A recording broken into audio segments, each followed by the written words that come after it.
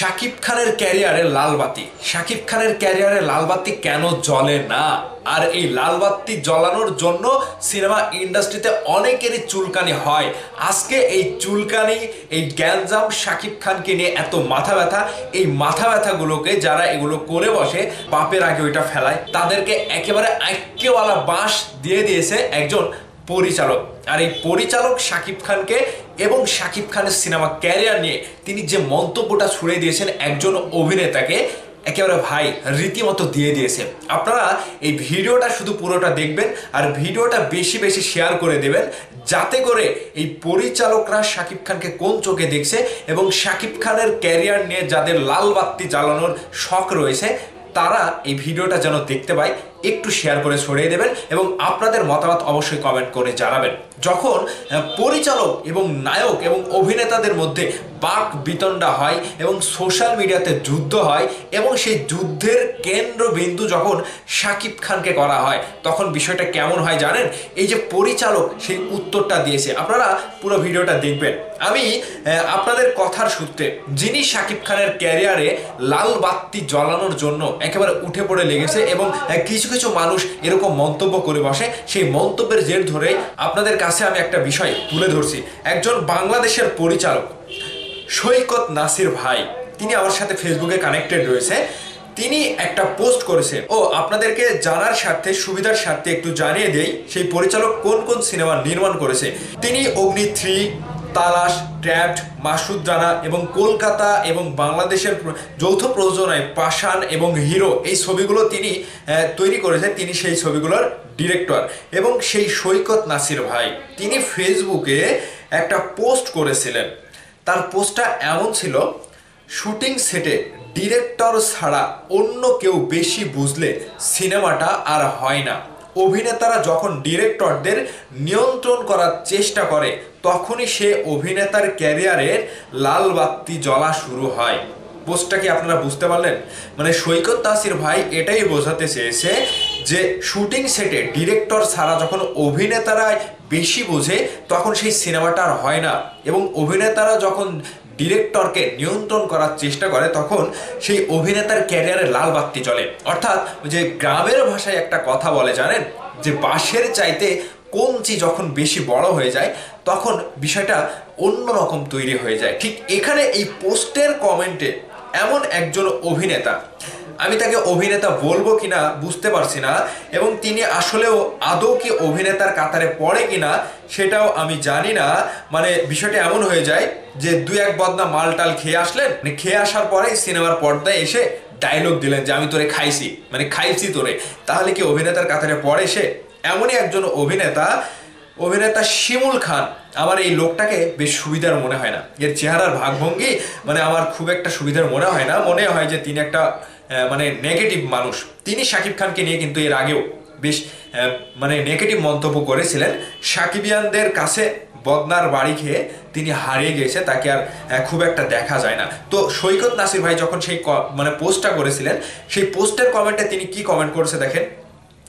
শিমুল খান যেটা বলছে যে, সৈকত নাসির স্যার, কিন্তু দেশের সিনেমার সবচাইতে বড় তারকাই তো সেই কবে থেকেই পরিচালক, প্রযোজক এবং আরো অনেককেই নিয়ন্ত্রণ করে যাচ্ছেন। মানে শাকিব খানের কথা বলছেন।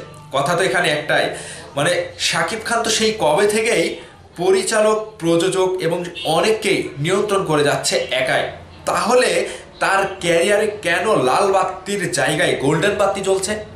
বিষয়টা বুঝতে পেরেছেন? মানে শাকিব খান তো অনেককে নিয়ন্ত্রণ করে যাচ্ছে, পরিচালক থেকে শুরু করে প্রযোজককে। তাহলে ওই যে অভিনেতারা যখন পরিচালককে নিয়ন্ত্রণ করে, তখন তার ক্যারিয়ারে লাল বাতি জ্বলছে। তাহলে শাকিব খান পরিচালক, প্রযোজককে নিয়ন্ত্রণ করার পরেও কেন শাকিব খানের ক্যারিয়ারে লাল বাতির জায়গায় গোল্ডেন বাতি জ্বলছে কেন?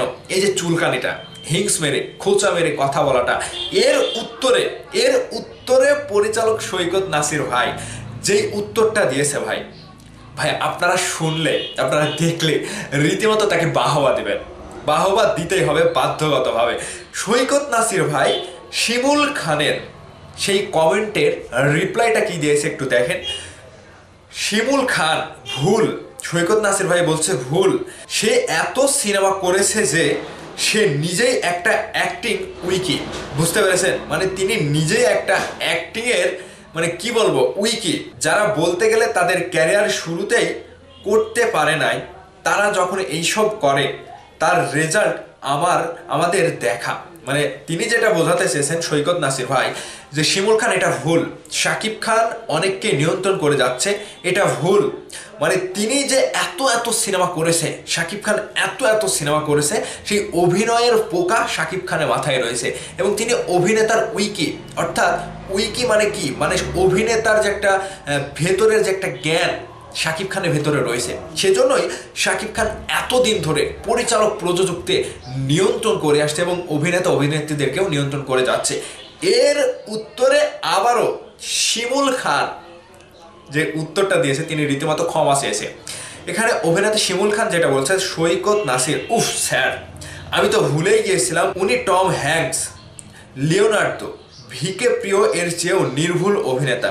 কাজেই টম লিও ডিরেক্টর ইউনিট নিয়ন্ত্রণ করার যোগ্যতা না রাখলেও উনি রাখেন। সরি, আমি কমেন্ট করেই মহাপাপ করে ফেলেছি, আমাকে ক্ষমা করে দাও স্যার, কমেন্ট ডিলিট করে দেব। তিনি এখানেও কিন্তু খোঁচা দিয়ে কথা বলেছে শাকিব খানকে। তিনি যেটা বলছে যে আমি তো ভুলেই গিয়েছিলাম উনি টম হ্যাঙ্কস, লিওনার্দো, ভিকে প্রিয় এর চেয়েও নির্ভুল অভিনেতা। শাকিব খানকে বলছে কিন্তু উদ্দেশ্য প্রণোদিতভাবে। কাজেই টম লিও ও ডিরেক্টর ইউনিট নিয়ন্ত্রণ করার যোগ্যতা না রাখলেও উনি রাখেন। মানে বিষয়টা বুঝতে পারলেন কথা কোন অ্যাঙ্গেলে কোন প্যাচে বলছে। আমি কমেন্ট ডিলিট করে দেব। তো এই সকল বাঁশের চেয়েও বড় যখন কঞ্চি হয়, ঠিক এই অভিনেতা শিমুল খান এরকমই। তো এর উত্তরে, এর প্রশ্নে, এর কমেন্টে যে সৈকত নাসির ভাই অ্যাজ এ ডিরেক্টর হিসেবে তিনি যে শাকিব ভাইকে যেভাবে বলেছেন যে তিনি এত অভিনয় করেছে যে তার কাছে পরিচালক এবং প্রযোজকের ভুলগুলো তিনি ধরতে পারে এবং তার ভেতরে সেই জ্ঞানটা রয়েছে, সৈকত নাসির ভাই এটাই বোঝাতে চেয়েছে। এবং তার পাশাপাশি সেই উত্তরে অভিনেতা শিমুল খান, তিনি অভিনেতা না, আমার কাছে অভিনেতা না, কোনো কাতারেই পড়ে না, সেই অভিনেতা আবারও শাকিব খানকে হিংস মেরে তার লাল বাতি জ্বলানো ক্যারিয়ার, তিনি বলতে চাইছে যে শাকিব খানের ক্যারিয়ারে কেন লাল বাতি জ্বলে না, এবং শাকিব খান কেনই বা ওই যে ভিকে প্রিয়, লিওনার্দো ওদের থেকেও বড় যোগ্যতা রাখে। শাকিব খান যোগ্যতা না রাখলেও তিনি একটা বাংলাদেশের মেগাস্টার, কিং খান সুপারস্টার।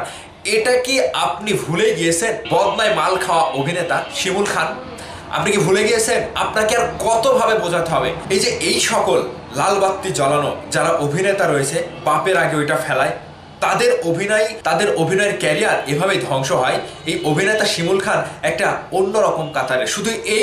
শুধু এই শিমুল খানই না, চলচ্চিত্রে যারাই এরকম ভাবে বাপের আগে ওইটা ফেলায় তাদের ক্যারিয়ার ওইরকমই হয়, তাদের ক্যারিয়ারে লাল বাতি চলে। আর শাকিব খানের ক্যারিয়ারে কখনো লাল বাতি চলার সুযোগ নাই, তার ক্যারিয়ারে ওই গোল্ডেন বাতি জ্বলবে আগামী জীবনের শেষ দিন পর্যন্ত, এটা আপনারা লিখে রাখেন। তো এই অভিনেতা শিমুল খানের দিকে তাকে আমার এরকমই মনে হচ্ছে তিনি বদনাতে মালটাল খেয়ে সেরকম মন্তব্য করে, পরক্ষণে আবার মাপ চাইতেও সময় নেয় না। তো এখানে এমনটাই বোঝা হয়েছে শাকিব খানের ক্যারিয়ারে কখনো লাল বাতি জ্বলবে না, এবং পরিচালক যে উত্তরটা দিয়েছে একেবারে একেওয়ালা বাঁশ ঢুকিয়ে দিয়েছে। এখান থেকে অনেক অভিনেতা অভিনেত্রীদেরকে শেখা উচিত।